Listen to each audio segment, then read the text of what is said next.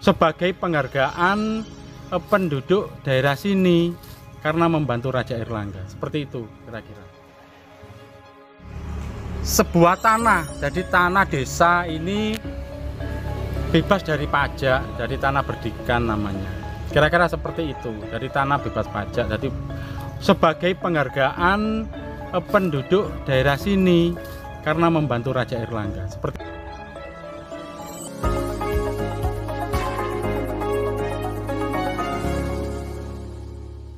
prasasti biasanya itu zaman dulunya di tempat rame. Kemungkinan zaman dulu ini adalah misalkan dekat balai desa, seperti itu ya. Biasanya prasasti itu ada dua, makanya prasasti kan terbentuk secara dengan batu ya, itu yang diletakkan di tempat umum. Terus di kantor itu juga ada biasanya berbentuk lempengan dari emas atau dari apa gitu. Terus itu disimpan di daerah kerajaan. Biasanya ada dua.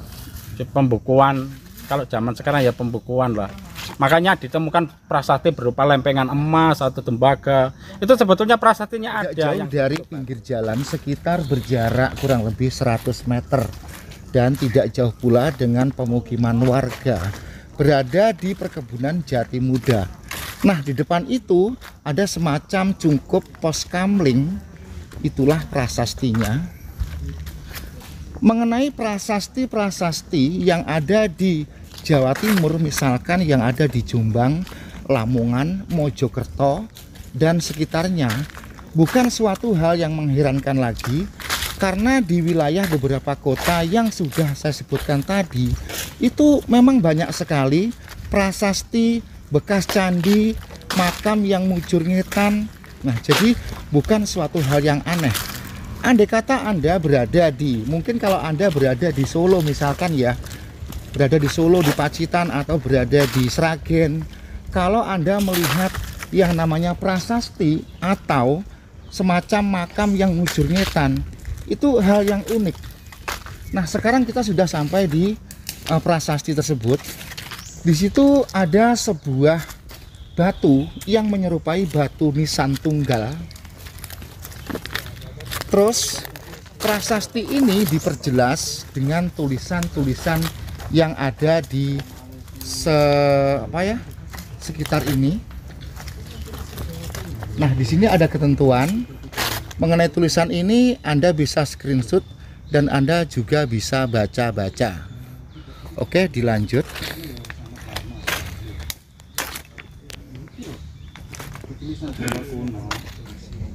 Selanjutnya mengenai prasasti ini, sebuah batu tunggal yang mirip dengan patok makam keislaman ya.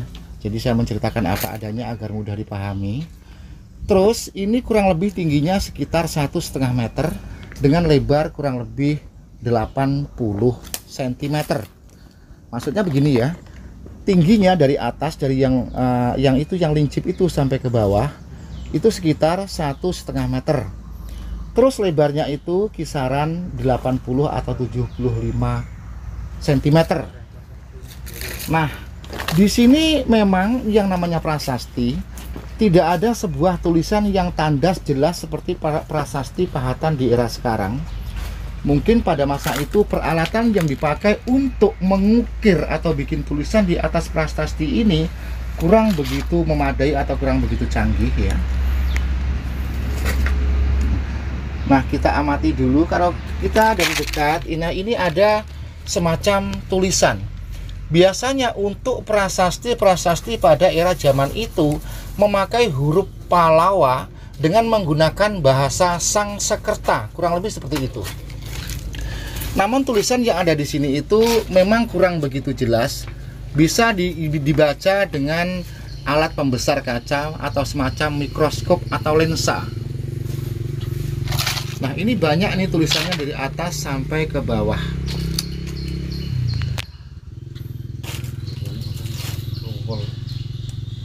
Mungkin yang dimaksud atau makna tujuan prasasti pada masa itu, misalkan begini, kalau di kantor-kantor orang penting, di kantor Pemkab atau di kantor kepresidenan, katakanlah seperti itu ya, itu biasanya kan ada tulisan-tulisan yang semacam propaganda atau gimana itu ya. Mungkin maaf kalau saya salah mengambil kosakata, kurang lebih seperti itu. Jadi prasasti ini menandakan kalau di seputaran ini ada kekuasaan yang sedang berkuasa, mungkin seperti itu. Namun di era zaman itu, nah di atas prasasti ini ada semacam ketentuan dilarang merusak, mengambil dan lain sebagainya. Anda bisa screenshot tulisan ini.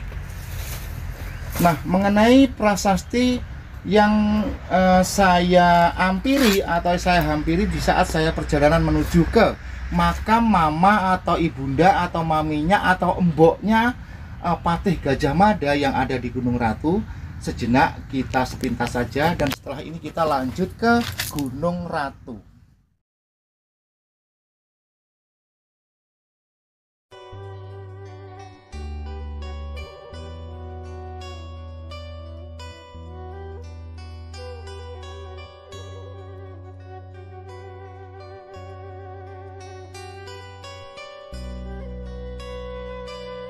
Hanya di bagian depan, jadi dari sisi samping, belakang itu sebetulnya ada tulisan semuanya. Ini menjelaskan bahwa biasanya prasasti ini selain menjelaskan bahwa ini adalah tempat itu ya istilahnya bebas saja, tapi juga ada kutukan. Makanya zaman dulu nggak ada berani. Kalau kita bisa baca di sini dikutuk. Misalnya sampean merusak terus sampean menarik pajak di sini yo, itu dikutuk. Jadi raja-raja berikutnya, walaupun ini setelah Raja Airlangga ada Raja Majapahit, itu tidak berani narik pajak dari sini yo. Soal itu sudah dikutuk. Sebetulnya ya raja-raja zaman dulu itu patuh terhadap raja-raja terdahulunya.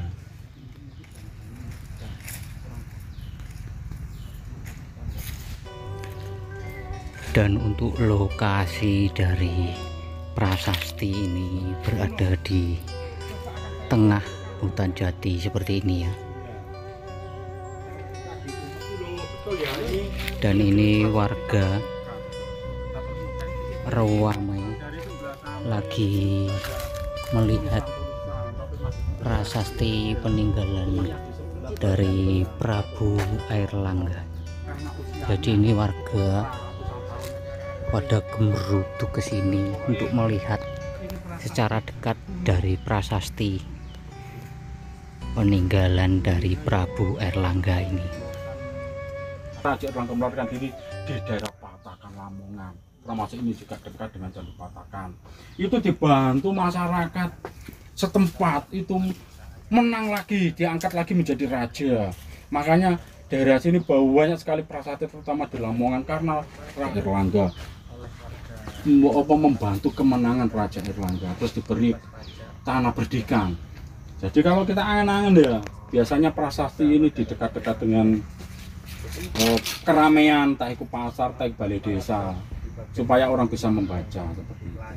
Jadi kalau kita andai-andai di sekitar sini dulu mungkin ini yo kayak balai desa zaman. Jadi untuk keberadaan prasasti ini berada di lokasinya seperti ini ya. Itu di depan. Jalan masuknya itu adalah jalan raya, itu menuju arah Gunung Ratu ya. Makam dari simbok biungnya Patih Gajah Mada. Jadi seperti ini. Kita akan coba keluar untuk melihat jalan masuk.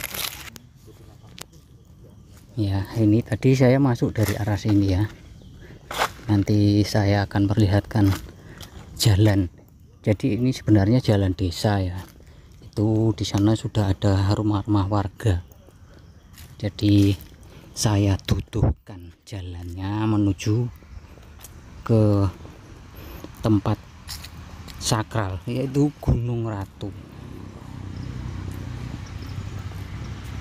Ini berada di wilayah Ngimbang Lamongan. Untuk nama desanya tadi saya lupa. Ini jalan arah ke Ngimbang. Jadi arah dari Pasar Ngimbang. Dari sana Pasar Ngimbang naik ya. Untuk desanya tadi sudah ada papan nama, cuma saya lupa. Terus yang ke arah sana itu menuju gunung sakral, yaitu Gunung Ratu, dimana di Gunung Ratu itu ada makam dari Ibunda Patih Gajah Mada. Karena rencana kita memang eksplor ke Gunung Ratu, namun di perjalanan kita bertemu prasasti Airlangga, jadi kita sekalian mereviewnya gitu. Dan ini ada jalan masuk ke kampung ya. Kiranya sampai di sini untuk video kali ini. Semoga ini bermanfaat. Alam kita tetap lestari. Rahayu, rahayu, rahayu. Salam budaya. Wassalamualaikum warahmatullahi wabarakatuh.